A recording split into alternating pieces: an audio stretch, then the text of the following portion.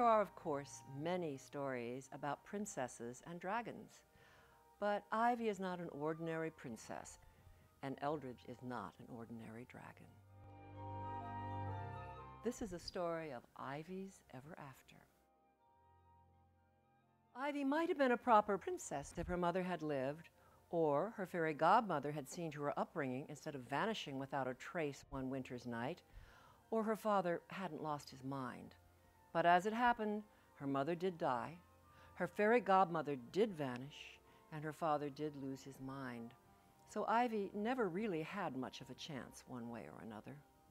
Her real name was Princess Ivory Isadora Imperia Irene, but she hated it and insisted that everyone simply call her Ivy. This was the first impropriety. Many others followed. For instance, the princess spent an unnatural amount of time in the castle's musty old library.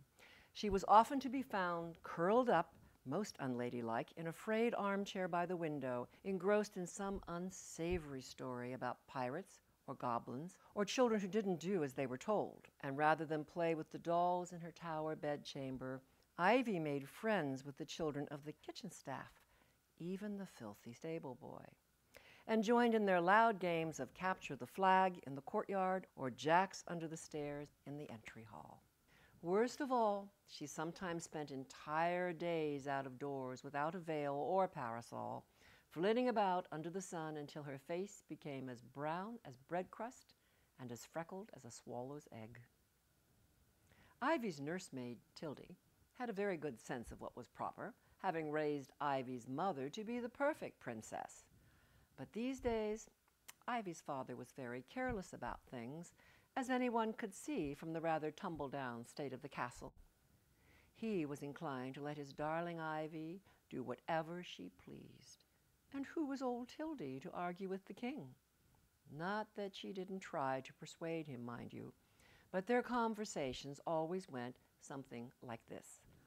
Tildy: "Your Majesty, I think it high time the Princess Ivory take up music. The harp is quite a lovely instrument, most suitable for a young lady of her station. It will teach her poise and discipline." The king: "Ivy insists the harp is of no practical value whatsoever. She believes her time would be better spent learning a more sensible skill, like archery." Tildy: "Archery? Are you sure that's an appropriate pastime for a princess?" The king: "Archery is quite a worthwhile pursuit for any person. Why, many a grave battle owes its victory to archers, and archery has its everyday uses as well. Arrows are excellent for peeling parsnips, provided one remembers to use the pointy end.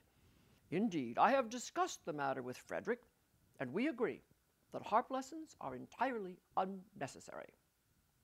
The king was very fond of his horse, Frederick, and never made any important decisions without consulting him. Tildy: Yes, of course, Your Majesty." This was usually said with a slight droop of Tildy's shoulders and a well-hidden sigh. So Ivy escaped most of the lessons one would expect a princess to have. Embroidery: "Stitches should be small, neat, and evenly spaced." Elocution: "3 gray geese in the green grass grazing." And etiquette: "A princess must never put the entire soup spoon in her mouth. Rather, she must sip daintily from the side of the spoon, taking care to make as little noise as possible."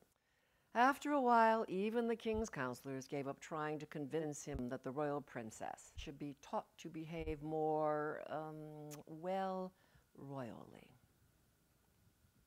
After all, things weren't as they were before, back when the queen was alive, when the king still had the sense to care about what was proper. Why, the king hadn't thrown a single ball or hosted a foreign dignitary since his wife had died that sad night Ivy was born. So it wasn't as if anyone important ever saw the princess anyway. And as for attracting a suitable husband, well, that was taken care of.